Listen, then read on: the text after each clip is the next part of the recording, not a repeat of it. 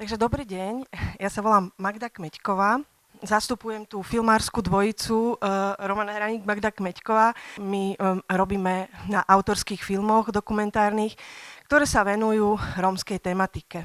V rómskej komunite, keď sme začali pracovať na filmoch našich, tak nás začali prezývať filmárik a filmuška. K rómskej téme sme sa dostali, alebo k témam sme sa dostali v roku 2007, keď sme pre RTVS pracovali pre detskú reláciu Si v obraze.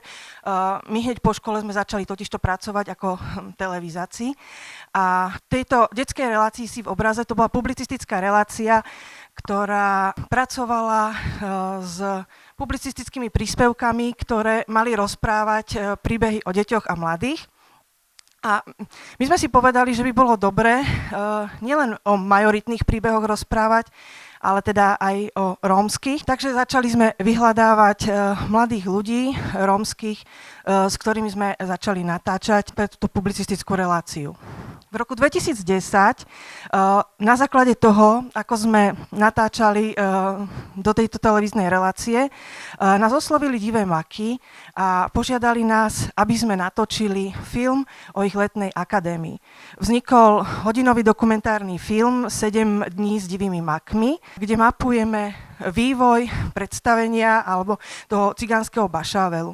Tu na tom cigánskom bašáveli sme sa zoznámili s mnohými zaujímavými, talentovanými mladými Rómmi, ktorých príbehy sme zase začali spracovávať do tej relácie Si v obraze. V roku 2010 Si v obraze skončilo. Televízia proste povedala, že už nebude pracovať na tomto projekte, pretože je veľmi náročný.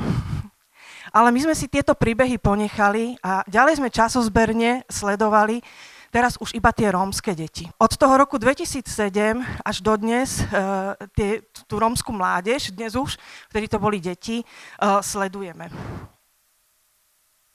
Začali nám vznikať časozbery, ktoré sme začali spájať a uvažovať o tom, ako ich dať do filmu.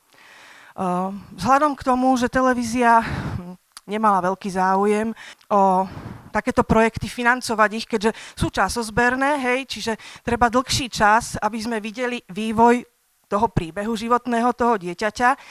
Nemala záujem veľmi vkladať financie, až potom povedala, že na záver, keď už to budeme mať hotové. Ale dobrý časozber, ten potrebuje 5, 10, 15 rokov, aby bolo vidieť ten proces, hej, a ten príbeh. Čiže rozhodli sme sa, že pôjdeme cestou autorského dokumentárneho filmu. To je film, v ktorom tie klasická dielba práce je porušená, alebo proste nie sú to veľké štáby, ale robí to minimálny štáb za minimálne peniaze. A ten minimálny štáb, tak to sú 2-3 ľudia, ktorí ale musia ovládať všetky tie filmárske funkcie, tak aby proste nebolo to na škodu toho filmu, hej. Čiže náklady sme takto vyriešili a keď boli peniaze, alebo keď bolo niečo zaujímavé v živote tých mladých ľudí, tak sme samozrejme prišli, točili s nimi, aby sme videli teda, aby ten príbeh bol kompaktný a bolo vidieť ten vývoj. Začal sa pri tých jednotlivých postavách, pri tej jednotlivej mládeži sa začali tvoriť príbehy, ich životné príbehy. Vtedy sme si vlastne uvedomili, že aké je dôležité rozprávanie príbehov. Ľudia, už takí tí diváci, ktorým sme ukazovali tie naše projekcie ešte v tom vývoji, boli vlastne nadšení tým, že spoznávajú tú realitu iným spôsobom, ako je podávaná v médiách alebo ako je podávaná cez nejaké vedecké práce. Videli ten reálny život, pretože ten dokument naozaj zachytáva ten reálny život a pocity, čísla vedecké a fakty je jedna vec.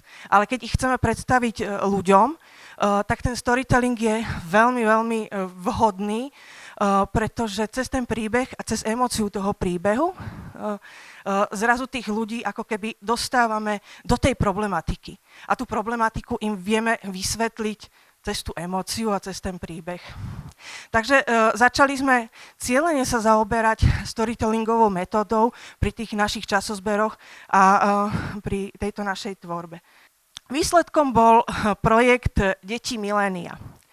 Deti milénia pôvodne mali názov Indigová generácia, lebo sme vstúpili do koprodukcie s televíziou, sa ale diagnóza Indigo alebo Indigová generácia nepáčilo ten názov, takže Deti milénia. Zaradili sme tam všetky časozbery, ktoré sme mali s rómskymi deťmi.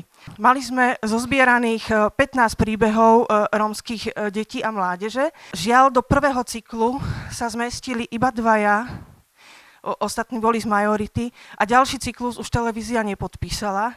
Nie kvôli nekvalite, ale kvôli tomu, že priorita mládež pre nich nejakým spôsobom nie je. Povedali, že ich cieľovou skupinou pri výmenách riaditeľov, že je dospelý divák. Že štatistiky im hovoria, že detský a mládežnícky divák pre nich nie je vlastne prioritou v zmysle, že nevedia ho prinútiť alebo nejaký upútať pri tej televíznej obrazovky k sledovanosti. Ja myslím si že osobne, že ani to veľmi neskúšajú. Prvý ten príbeh rómsky bola Veronika. Je to príbeh čičavského dievčatka, ktorého sme sledovali od 10 rokov a keď ten film vyšiel, tak ona bola 20-ročná a bola na vysokej škole. Keď sme ju našli, tak vlastne cez divé maky, tak začínal v Čičave cez pastoračné centrum divadelný súbor DIK a ona bola jeho členkou, veľmi aktívnou. Myslím si, že vynikajúca herečka. V tom filme zachytávame proces, čo v Čičave urobilo to pastoračné centrum a ten pán farár vôbec s rodinami a s tými komunitami. Tam v tom časozbere vidieť krásne ten progres, že ako sa tí ľudia menia, ako sa tie deti menia, ako sa tá rodina mení, ako sa z otca, ktorý sa nie veľmi staral o rodinu, trebárs mal bližšie k alkoholu, hej, zrazu cez tú vieru stali ľudia a rodiny. No proste človek, keď vidí ten film, tak povie, že to je zázrak, hej. Ten film dokáže cez ten príbeh porozprávať takým spôsobom problematiku, ktorá sa otvára, hej, vo svete, alebo že pochopíte, že o čo ide. Že ako dokáže pastorácia meniť Rómov. Vďaka tomu filmu to tam krásne vidieť. Keď sme mali kontrolnú projekciu v televízii, máme tam jednu takú veľmi silnú scénu, kde celá rodina sedí a rozpráva, čo s nimi spravil Boh a ako zlepšil ich život. Všetci plačú a veľmi vďačne a pokorne rozprávajú o tom, ako sa ich život zmenil. Keď projekcia skončila, dramaturgička nám povedala, ja som si nikdy nemyslela, že Rómovia môžu mať takéto vyššie emócie. To je proste dôkaz toho, že ako ľudia stereotypne dokážu myslieť a čo všetko dokáže ten film ako keby ľuďom vysvetliť, že aj ľudia, ktorí sú veľmi vzdelaní, sú šokovaní a zrazu im je všetko úplne ináč jasné. Hej? Ďalším filmom z toho cyklu Deti milénia bol príbeh Igora, tanečníka z Partizánskeho, ktorého sme tiež sledovali od 8 rokov. Vyrastal v rodine iba s mamou, ktorá sa starala o neho a o brata. Čiže veľmi ťažký život mala. Navyše žili v tom gete, ktorý bol v Partizánskom, neviem, či viete, tam vznikol obrovský plot, kde sa vlastne vyčlenila rómska komunita, alebo mesto vyčlenilo, napriek tomu, že sa tvári, že teda nie sú rasisti a dnes teraz v súvislosti s Kotlebom hovorili, že my nie sme rasisti a nechceme tu Kotlebovcov, ale sami stále majú už 5. myslím rok ten plot, kde segregujú celú tú komunitu a keď sa chcete dostať do Partizánskeho do centra, tak vlastne musíte obchádzať celú štvrť a celé mesto, aby ste ten plot prekonali. Hej? Takže on býva v tomto prostredí. Napriek tomu, že pochádza z tohto prostredia, aj vďaka divým makom, sa z neho ako keby vyčlenil. Dostal sa na konzervatórium do Bratislavy, na tanečné konzervatórium, tanečné a herecké. Vynikajúci tanečník, vynikajúci herec. ak chcete, tak si potom môžete pozrieť v archíve RTVS, keď si nakliknete Deti milénia a zadáte si dátum 24.9.14, môžete si ten príbeh pozrieť a budete vidieť, ako nádherne napríklad hral Čeplina. To bolo jeho absolventské divadelné predstavenie. Igor sa dostal, čo zachytávame teda od toho malého dieťaťa až do toho 14. roku, dostal sa hrať na novú scénu.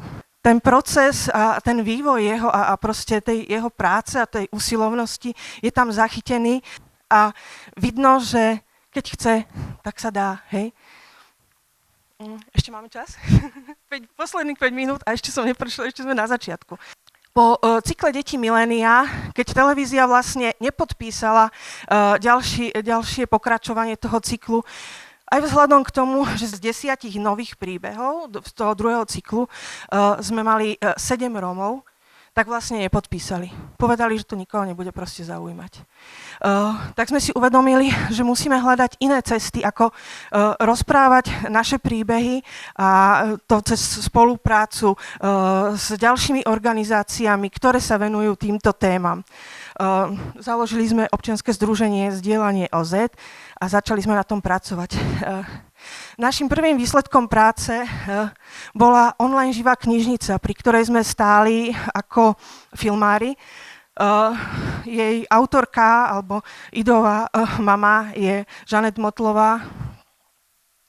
A dnes knižnica má, tam máte link, keď by ste mali záujem, tak si nagooglite, pozrite si, naozaj to stojí za to. Táto knižnica je vlastne knižnicou silných príbehov. Je to inovatívny vzdelávací nástroj, ktorý Eduma používa v základných školách, stredných školách, ešte máme čas, vysoké školy pri výchove pedagogických pracovníkov používa a psychológov. Majú k tým videám metodiky. Každé video je vlastne jeden životný príbeh. Človek sedí, ukážem vám obrázky, ako sme natáčali. Točí sa to dodnes, od toho roku 2016. Ľudia rozprávajú svoj príbeh, máme, ako vidíte, mutácie aj jazykové pre posunky. Proste chceme stierať bariéry a 50% príbehov je rómskych a je o živote Rómov. Chodí sa teda do školy, sú k tomu metodiky. Eduma v každej škole proste vyučila pedagógov, ktorí pracujú s týmito vecami cez projekt zase, že vnímavých škôl. Myslím si, že toto je ukážka, ako príbehy, audiovízia a filmári vedia proste pomôcť pri vzdelávaní a pri zmene postojov. Vyvrcholením minulý rok online živej knižnice bol Festival živých kníh a vnímavosti, ktorý bol v Bratislave, kde sa premietali aj tie živé knihy. Bol to dvojdňový festival. Školáci a učitelia, ktorí používali tie online živé knihy pri vyučovaní, prišli na ten festival a osobne sa stretli so všetkými tými knihami. Bola to fascinujúca akcia. Ďalej sme pracovali na projekte Rómske Vianoce Karačoňa. Hľadali sme a hľadáme stále spôsoby, ako zaujímavo rozprávať príbehy a rómske príbehy a otvárať rómske témy pre majoritu. Tu sme si vymysleli taký princíp, že hlavnou postavou je spisovateľka, poetka, veľmi dobrá kuchárka, 30 rokov varila v školskej jedálni, ako vedúca školskej jedálne, Zdenka Mahajová. Zdenka pozná strašne veľa ľudí a cez ňu vlastne predstavujeme ďalšie príbehy, ďalšie osobnosti. V tomto dieli sme sa venovali Roliku, venovali sme sa Botošovcom, venovali sme sa Zuzke Kumanovej. Iba sme naznačili, že čo robia, hej? A popri tom sme dávali recepty, ktoré Zdenka varila. Celé to bolo také pútavé a zaujímavé. Odvysielala to televízia Slovenska. Dnes máme, myslím, 25 000 vzhliadnutí na YouTube. Keď nám ukazuje, že z akých oblastí, tak je to práve z východu Slovenska, čiže zrejme z oblastí rómskych. Ďalšou spoluprácou je spolupráca so združením je Katene spolu, tu z Prešova, ktoré je vydavateľom mesačníka Romano Nevolil a spoločne pripravujeme televízny magazín rómsky Samkere. Ja tu iba rýchlo prebehnem. Ja som si to spísala, že čo všetko sme robili. Bolo toho veľmi veľa, aj podľa fotiek. Venovali sme sa, väčšinou sme robievali teda 26, venovali sme sa divým makom, portrét mladého Berkyho Mrenicu, portrét Žanety Motlovej sme robili, časozberný portrét bratov Danišovcov. To bolo to, čo som spomínala, že sme tie časozbery robili aj pre tie deti milénia a tak ďalej. Tak títo boli práve v tom druhom cykle, ktorý do televízie neprešiel, ale vďaka rómskemu magazínu sme mohli zverejniť až vlastne dodnes, kam sa tí bratia dostali. Sú to bratia rómsky zo Serede, veľmi šikovní muzikanti, ktorých otec sa rozhodol, že Suzukiho metódou, to je metóda, ktorá iba na základe počutia deti proste začnú hrať na nástrojoch hudobných, keď sú ešte trojročné, štvoročné, a tak títo bratia, takto otec ich proste primel k hudbe. Jeden je huslista virtuós, ktorý v Rakúsku práve končí magisterské štúdium, hral s mnohými svetovými telesami, hral pred mnohými osobnosťami sveta, od kráľovnej, prezidentov a tak ďalej. A ďalší je brat klavírista Norbert, takisto veľmi úspešný virtuós klavírny, ktorý získal štipendia v Amerike, vyhral proste tiež nespočetne veľa súťaží. A vlastne my sme ten ich život sledovali od kedy mali 10 rokov až teraz do 26. A teraz vlastne ten Norbert mal štátnice a promócie. No a sledujeme ich samozrejme ďalej. Takže to sme vlastne mohli vďaka rómskemu magazínu dokončiť ten príbeh. Máme tu príbehy o rozhlasovom vysielaní napríklad, alebo o projekte nerómskych rodičov, ktorí si adoptovali rómske deti a ktorí sú v zásade, ako téma je to veľmi zaujímavé, lebo sú zúfali z toho, že oni nepoznajú to, že ich dieťa, dobre, do 4 rokov, do 5, to dieťa býva s nimi, je obklopené láskou, adoptovali si ho, hej. A príde do základnej školy, alebo príde posledný ročník do škôlky a zrazu narazí na rasizmus. Tí rodičia nevedia, ako reagovať, nikdy to nezažili, lebo sú proste nerómski. A ten projekt je o tom, že rómski poradcovia mladí, ktorí už niečo dokázali, k týmto rodinám prichádzajú alebo sa stretávajú a snažia sa im pomôcť s tým, ako reagovať, ako odignorovať alebo ako proste spracovať tento rasizmus, aby tie deti sa nehambili za to, že sú Rómovia, aby našli tú svoju identitu a nehambili sa za ňu, lebo je veľký predpoklad, že tieto deti, keďže majú všetky sociálne vymoženosti a tú lásku rodičov, ktorí si ich naozaj vybrali, adoptovali, čiže nie v podstate, že kvôli financiám, hej, tak majú veľký predpoklad, že budú v budúcnosti úspešní a budú môcť, ak budú chcieť, samozrejme, je to ich voľba, niečo proste pomôcť alebo reprezentovať tú svoju komunitu. Ale to len vtedy, keď tá ich identita nebude stieraná.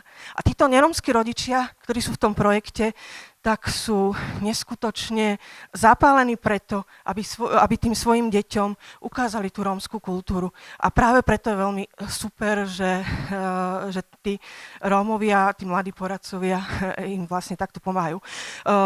V tom rómskom magazíne a vôbec v národnostnom vysielaní sa tento rok venujeme aj samosprávam. Boli sme s kamerou v Hranovnici, v Klenovci. 70-ročné Upre Roma to je folklórny súbor, zmapovali ich históriu a to, že on síce pred asi 7 rokmi, vďaka tomu, že zostarla Marka Cibulová, tak ako keby prestal fungovať, ale v osade mladí pozbierali sily a povedali teda, že obnovia tú históriu. Tak uvidíme, držíme im palce. Boli sme na divadelnom predstavení v Banskej Bystrici, ktoré rozprávalo o holokauste a spojilo súčasnosť s minulosťou, dejiny holokaustu a zrovnáva a hľadá paralely so životom mladých. Venovali sme sa v magazíne Ceste von, to je ďalší zaujímavý projekt do ranej starostlivosti v rómskych komunitách segregovaných, kde rómske ženy robia rôzne cvičenia na rozvoj mozgu, tak, aby do tej škôlky tie deti chodili s tým, že vedia základy slovenského jazyka, poznajú farby, vedia nejaké básničky a tak. Na to je kopec všelijakých metodík a cvičení a tieto omami s nimi pracujú. Boli sme s revkármi a tak ďalej. Tu opäť sú tí bratia. Ten film vďaka tomu, že sme ho robili pre rómsky magazín, ale ten mal obmedzený čas, hej, lebo ten má vysielací čas 26 minút.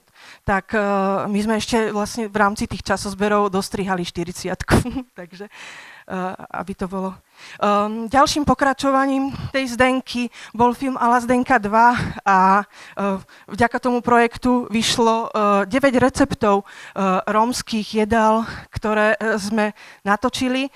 Sú tam aj typické, aj z modernej kuchyne a znova sme predstavovali národnostné vysielanie, Zdenka teda predstavovala národnostné vysielanie, predstavovala ten rómsky holokaust, to divadelné predstavenie. Koniec.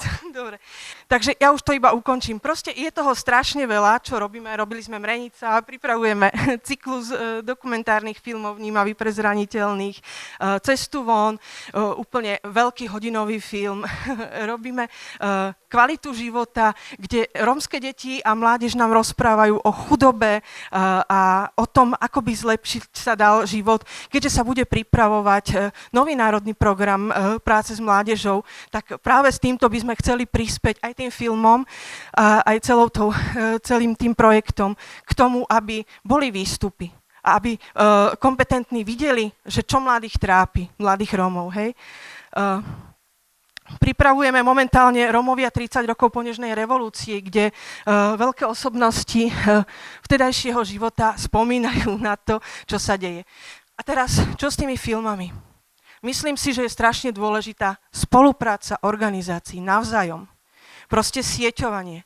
Iba tak dokážeme dosiahnuť niečo, zmenu teda vedomia majority, lebo to je strašne dôležité, vidíme, čo sa deje okolo nás, ale dá sa to urobiť iba spoluprácou. Že si ľudia proste nezávidia, ako to je bežné. Ty si dostal na taký projekt, ty si dostal na taký. Nie. Treba sa spojiť a robiť proste jednu vec dôsledne, aby bola aj mediálne urobená dobre, aj projektovo, aj tak. Televízia je vec, odvysiela sa film a týmto končí. Možno, že sa dostane do archívu televízie, ale týmto končí. Môže byť zverejnený na nete, kde si ho nájde kdekoľvek, kdokoľvek, kedykoľvek. Dôležité je vytvorenie spoločnej platformy, kde všetky tieto výstupy, ktoré sa dejú, nielen audiovizuálne, ale všetky, čo sa dejú, by boli. Ale je dôležité, aby sa tam iba nezhromažďovali, ale aby sa s nimi pracovalo, aby s nimi pracovali médiá, aby proste sa s tým marketingovo pracovalo. A podľa mňa je veľmi dôležité, možno, že tá platforma by to vedela vytvoriť, možno, že niekto iný, vytvoriť festival, nejaký mediálny, kde sa jednak budú oceňovať ľudia, ktorí robia niečo v tejto oblasti, ale hlavne keď bude niekoľkodňový, to je jedno, že či bude niekoľkodňový alebo dňový, alebo to je fuk, ale keby bol ten festival, tak aj tvorcovia by asi viacej pracovali v budúcnosti a hlavne ľudia by o tom vedeli. Čiže všetky tieto veci spolu. Nedá sa robiť niečo zvlášť a niečo každý na svojom piesočku. Akože dnes, ak chceme niečo pohnúť s týmito témami, je to o spolupráci.